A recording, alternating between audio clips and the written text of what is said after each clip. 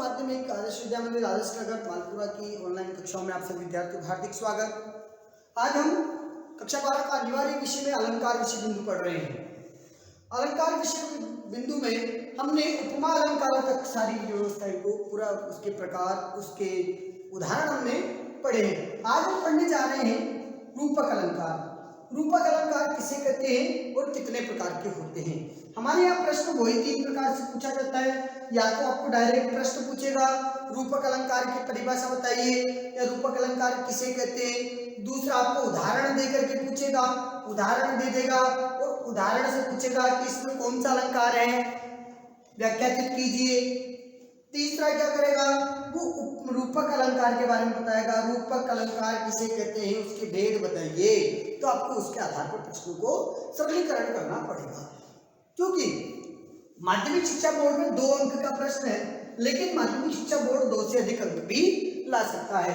हिंदी को यदि परिष्कृत करना है, हिंदी को यदि हिंदी भाषा को या हिंदी काव्य खंडों को यदि परिष्कृत करना है, उत्कृष्ट बनाना है, सर्वश्रेष्ठ कवि बनना है या सर्वश्रेष्ठ कविताओं का निर्माण करना है, तो आपको उसके आभूषणों को पहनाना आवश्यक है। यूं कहूँ तो काव्य में यदि आपको सर्वश्रेष्ठ बनाना है तो काव्य सर्वश्रेष्ठ तभी बनेगा जब उसमें आभूषण होंगे, अलंकार होंगे। उन्हीं अलंकारों के आधार पर आप उसको सिर्फ सर्वश्रेष्ठ बना सकते हैं। चाहे हिंदी के कालजयी कवि हुए होंगे, हिंदी साहित्य में अनेक ऐसे कवि हैं जो कालजयी हैं, चाहे वो सूरदास ले लीजिए, बाबा सूरदास हुए, बाबा तुलसी हुए। तुलसी की काव्य पंक्तियों को जब आप पढ़ेंगे तो कहीं ना कहीं उपमा, रूपक, अनेक प्रकार के अलंकारों का जो है उन्होंने अपने काव्य पंक्तियों में कहीं ना कहीं उन अलंकारों का प्रयोग काव्य पंक्तियों में किया और इसीलिए उनकी वो रचनाएं कालजयी हो गई। और आज हम पढ़ रहे हैं रूपक। विद्यार्थियों, चूंकि आपने उपमा अलंकार पढ़ा है तो मैं आपको बता देना चाहता हूं कि चाहे वो रूपक हो, चाहे उपमा हो, चाहे उत्प्रेक्षा हो, इन तीनों अलंकारों के लिए कहीं ना कहीं आपको उपमेय, उपमान आदि शब्दों का पढ़ना आवश्यक है। आदि शब्दों की जानकारी होनी आवश्यक है, आदि शब्दों की नॉलेज होना आवश्यक है। यदि आप बात करते हैं उपमेय की, उपमेय क्या है कि उपमेय वो है जिसको उपमा दी जा रही हो। यूं कहें तो ऐसे विशेष्य अर्थात वो वस्तु जिसको उपमा दी जाती हो, वो वस्तु जिसको उपमा दी जा रही हो वो उपमेय कहलाता है। और जो उपमा प्रदान की गई है वो उपमान कहलाता है। ये बेसिक कॉन्सेप्ट आपको ध्यान रखना चाहिए। अब मैं बात करता हूं रूपक अलंकार किसे कहते हैं, रूपक क्या है। यदि रूपक अलंकार की बात करें तो रूपक का शाब्दिक अर्थ होता है आरोपित कर देना। क्या होता है? आरोपित कर देना। आरोपित करने का मतलब क्या कि मैंने आपको एग्जांपल पहले दिया था कि एक बालक दूर से एक काली रस्सी को देखता है और वह अनुमान लगाता है सांप की तरह रस्सी सांप की तरह दिख रही है, सांप की तरह रस्सी दिख रही है। रस्सी और सांप दोनों में समानता बताया। यदि ये बालक इस रस्सी और सांप को समान देखता है तो वहां समानता के कारण उपमा होता है।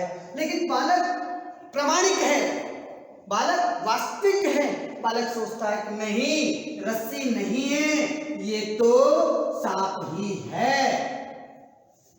बालक ने मन में क्या ठान लिया, क्या आरोप किया, नहीं नहीं रस्सी नहीं है, इसलिए बालक ने उसको छुआ नहीं। उसने क्या समझ लिया, ये तो रस्सी नहीं है, ये तो सांप ही है। जब बालक उसको सांप समझ लेता है तो इसका मतलब उसने उससे रस्सी का सांप में आरोपित किया है, सांप का आरोप लगाया है कि रस्सी नहीं सांप ही है। लेकिन ये बालक उसके पास जाता है और पास जाकर के जब वो देखता है कि ये सांप नहीं है, ये रस्सी है, तो वो अपनी बोधमता पर, अपनी बुद्धिमता पर विचार करने लगता है कि जैसे लग रहा था जैसे मानो सांप ही हो, तब उत्प्रेक्षा में चला जाता है। तो पढ़ रहे रूपक। रूपक का वास्तविक यदि अर्थ की बात करें तो रूपक का मतलब होता है आरोपित करना, आरोप लगाना। आरोप का मतलब जब एक पर दूसरी वस्तु को आरोपित किया जाए या एक वस्तु को दूसरी वस्तु एक वस्तु पर दूसरी वस्तु का आरोप लगाया जाए, एक वस्तु को दूसरी वस्तु मान लिया जाए तो वो रूपक अलंकार होता है। मैं यूं कहूं कि उपमेय को जब उपमान मान लिया जाए तो उसे रूपक अलंकार कहते हैं। उदाहरण देखिएगा कि मुख कमल है,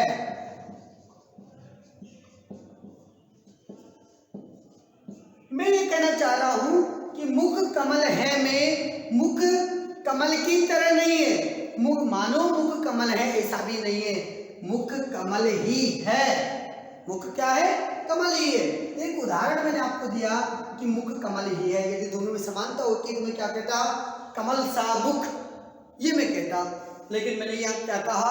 मुख कमल, तो मुख को कमल जो है उस पर आरोपित किया कि कमल की तरह नहीं है, कमल ही है, मुख मुख नहीं कमल ही है, तो मुख कमल है। दूसरा उदाहरण मैं दे रहा हूं, हिंदी के रामचरितमानस के रचनाकार रहे बहुत ही अच्छे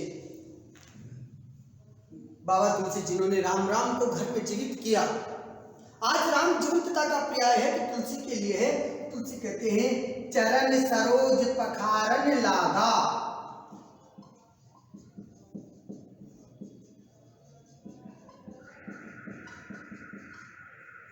चरण सरोज पखारन लागा। चरण सरोज, कमल रूपी चरणों को पखारना कहते धोने को, धोने लगे। चरण सरोज पखारन लगा। आपने संवाद सुना होगा, रामचरितमानस का संवाद है। आपकी यदि आपने पूरी रामायण इस लॉकडाउन में देखी होगी तो आपको पता चल गया होगा कि कमल रूपी चरणों को कौन पखारने लगा, कैसा ऐसा समय आया जब चरण सरोज पखारने लगे। तो मैं आपको बता देना चाहता हूँ कि केवट जो था, जब राम अयोध्या से वनवास की ओर जा रहे थे तो सरयू पार करते समय केवट ने कहा कि मैं आपके चरणों को धोना चाहता हूँ। तब पंक्ति लिखी चरण सरोज पखारन लगा, चरण रूपी कमल रूपी चरणों को धोने लगे। यह पंक्ति में चरणों को सरोज के जो उपमान है उस उपमान को उपमेय पर आरोपित किया गया।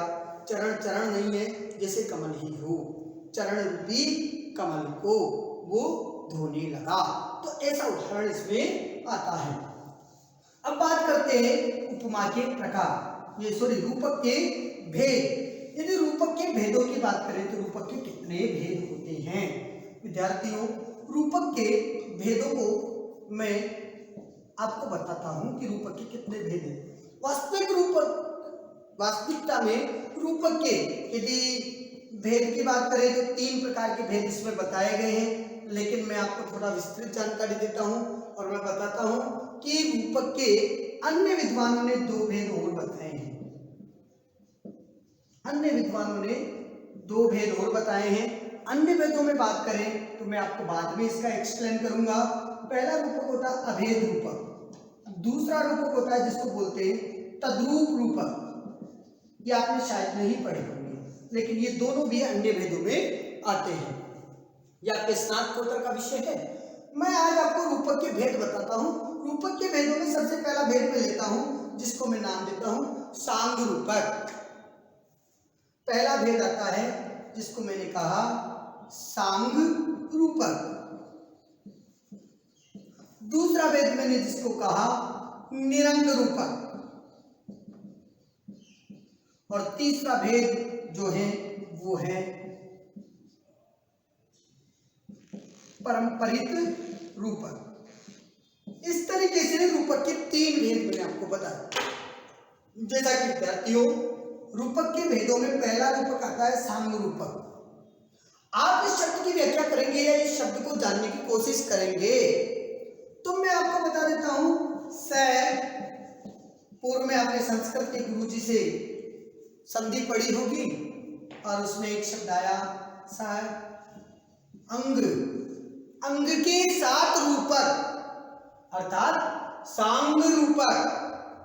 अंगों सहित जब रूपक हो अर्थात अंगों सहित का मतलब जब उपमेय पर उपमान का आरोप लगाया जाए, जब उपमेय पर उपमान का आरोप लगाया जाए, ये तो लगेगा, लेकिन उपमेय के अंगों पर उपमान के अंगों का भी आरोप हो, वहां सांग रूपक अलंकार होता है। जैसे एक उदाहरण देखिएगा कि जब उपमेय पर उपमान का आरोप किया जाए, अर्थात उपमेय पर को उपमान उपमेय पर उपमान को उपमेय मान लिया जाए, या यूं कहें कि उपमेय पर उपमान का अंगों का भी प्रभाव, तो उपमेय के अंगों पर उपमान के अंगों का भी प्रभाव देखे, वहां सांग रूपक होता है। उदाहरण देखना, उदाहरण में आपको देख करके बताता हूं। अंबर पनघट, अंबर पनघट पर डुबो रही तारा घट, उषा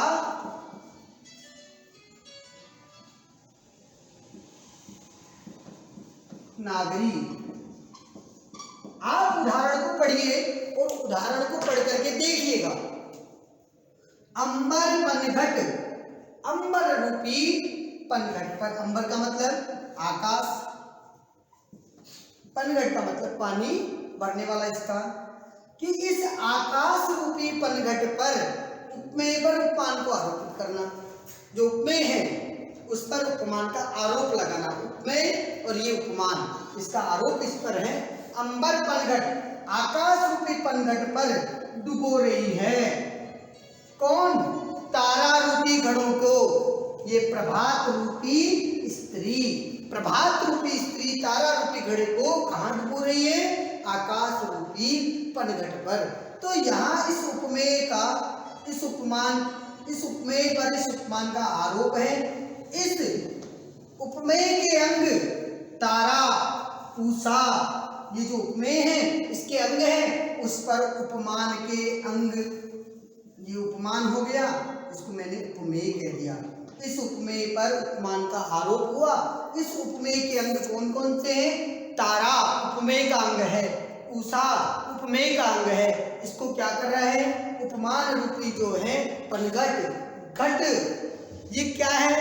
उपमेय के अंग। और नागरी स्त्री, प्रभात रूपी स्त्री तारा रूपी घड़े को आकाश रूपी पनघट में डुबो रही है। एक उदाहरण मैंने आपको दिया। प्रभु श्री राम के सुंदरता का वर्णन करते हुए कवि ने लिखा कि उदित उदयगिरि मंच पर, उदित उदयगिरि मंच पर रघुवर बाल पतंग। आप एक उदाहरण देखिएगा कि उदित उदयगिरि मंच पर रघुवर बाल पतंग, मैं आपको लिख देता हूं, वो सांग रूपक का उदाहरण ही है।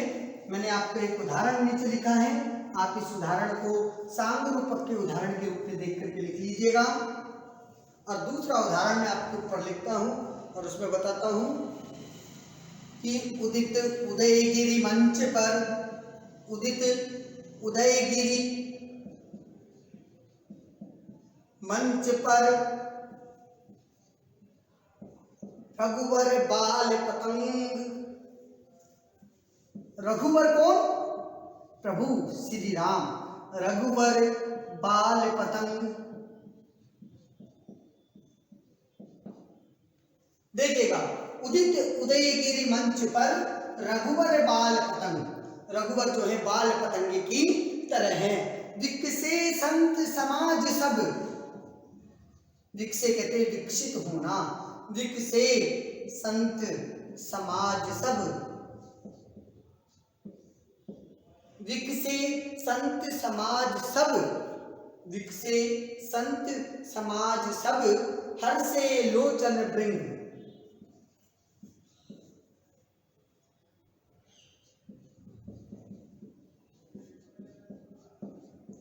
हर्षे लोचन भृंग।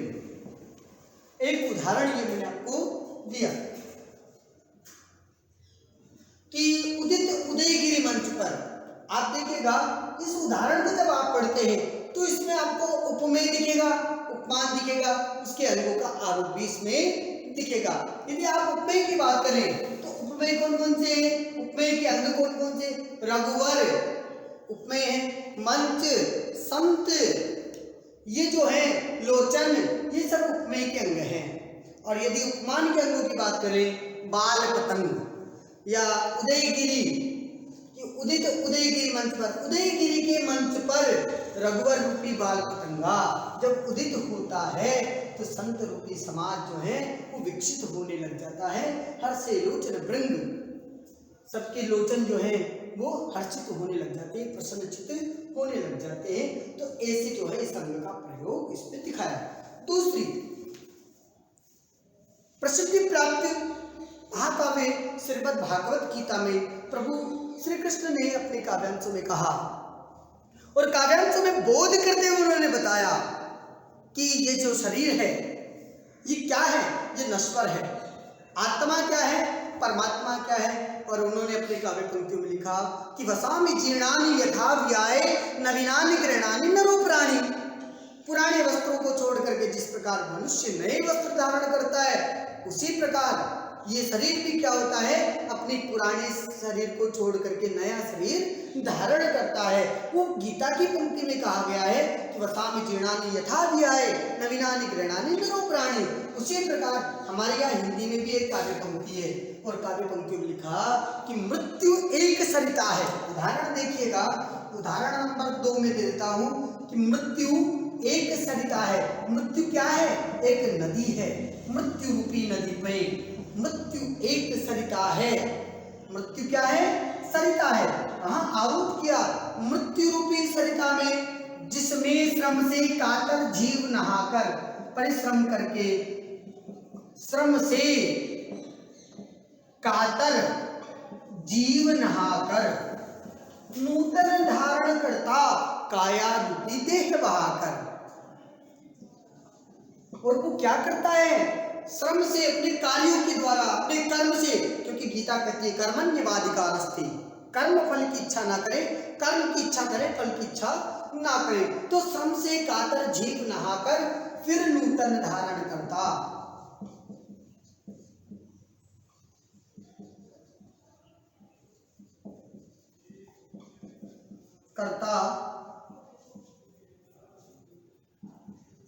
काया रूपी